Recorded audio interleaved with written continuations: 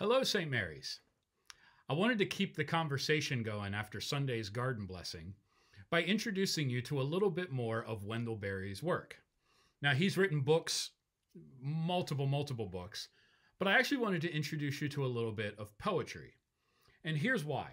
I read one time, a pastor once said, that it's amazing how little the American church cares about poetry, given how much the scriptures are actually poetry. So every once in a while, I think it's a good spiritual practice, I do this myself, to dive back into a little bit of poetry. Sometimes I get it, sometimes I don't, but I'm always enriched in that process. And so I wanted to introduce you to one of Wendell Berry's poems. But I'd also like to read it for you, and then perhaps walk you through it a little bit, and see if maybe it pops for you. This poem is called Wild Geese. Horseback on Sunday morning. Harvest over, we taste persimmon and wild grape, sharp sweet of summer's end. In time's maze over fall fields, we name names that went west from here, names that rest on graves. We open a persimmon seed to find the tree that stands in promise, pale in the seed's marrow. Geese appear high over us, pass, and the sky closes. Abandon, as in love or sleep, holds them to their way, clear in the ancient faith. What we need is here. And we pray not for new earth or heaven, but to be quiet in heart and in eye clear. What we need is here. And so it's a short poem with images that make a lot of sense to us. But if we spend just a minute with them, I think they pop remarkably. And the first line is the one that immediately transports us somewhere else. Horseback on Sunday morning. Now, yesterday I was taking my niece to her horse riding lesson. And as soon as I think of horseback, I am transported out of any building, out of the situation that I am. And immediately I'm put in a place where I'm in a field or a forest on horseback in the wild. And that's what Berry wants. He wants us to think about these themes, not from the place of an office cubicle, but in the midst of creation. And Sunday morning, well, what do we do on Sunday morning? Yes, we worship, but what is Sunday morning? Sunday morning is always a celebration of the resurrection. And here he gives us right away the themes he wants us to think about. Horseback in creation, Sunday morning resurrection. And then he says the harvest over. And I couldn't help but actually, and we think autumn, but I couldn't help but be taken back to the garden where Jesus was raised. The harvest is over. The victory is won. The work is done. All of this is resurrection imagery. And then he talks about we taste persimmon and wild grape, sharp sweet of summer's end. And if we're continuing with resurrection imagery, my mind immediately went to communion. That this harvest, this resurrection is tangy. It is full of flavor. Just like a harvest, it is hard won. And then he shifts. So with all this resurrection imagery, he wants us to think about a couple things. And he shifts to a couple images. The first is this idea of naming names through time, these names that have gone west. And he's thinking about resurrection, how resurrection leads to new life. And so as you think about those that have gone before us, we start to remember that we are the new life that has come from them. And yes, there will be lives that come behind us, but we are the new life as they sought a new life, and now their names are listed on graves.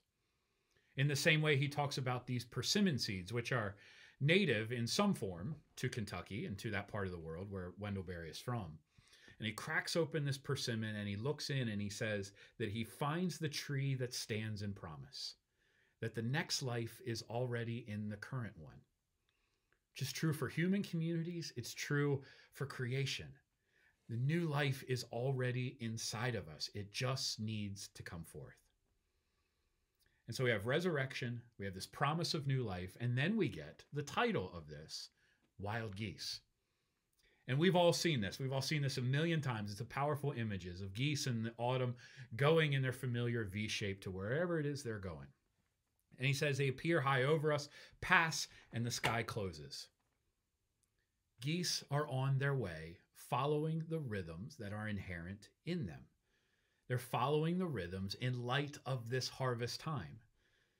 As you unpack that a little bit, he's talking about this idea that this new life inside of us, this resurrection life, has rhythms and practices. And like geese, we're invited to walk into those rhythms because those rhythms are good for us. I love this line.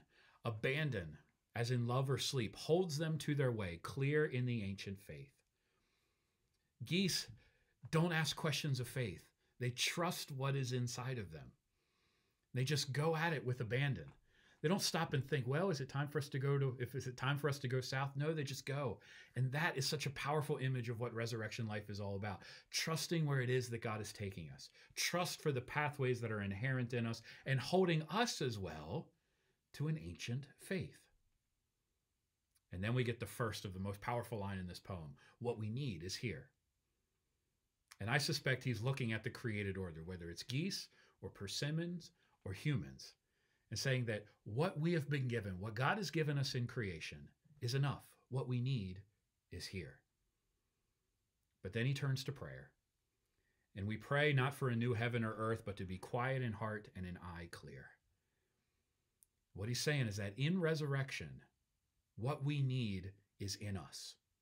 Not because we put it there, but because Christ has. Not because we've done anything good, but because Christ did. And what we need is not activity. What we need is not to create something. What we need is not to build things or to make buildings or idols or programs. No, what we need actually is quiet and clarity.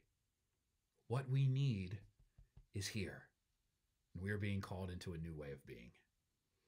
And I think this is a lesson that can only be learned as we start from the created order by being horseback on a Sunday morning, as we have the blessing and privilege of living close to the land, at least living alongside of those who do, those who tend to the earth, our farmers, our gardeners, our nature lovers. They have something to teach us. What we need is here, and what you need is in you through the power of Jesus Christ. So I invite you to spend some more time with this poem. And if you want to spread out and look at some more of Berry's poetry, they're very accessible with images that are familiar to us, and I invite you to do that. And if you do that, please holler back at me. Would love to talk about his poetry or his prose, even just his story. But I think there's something special about this that I wanted to give to you on the backside of this garden blessing. So what we need is in the garden. What we need is in our souls. What you need is in you. And I pray that you would find that throughout this week. May the Lord bless you and keep you. Peace and good, y'all.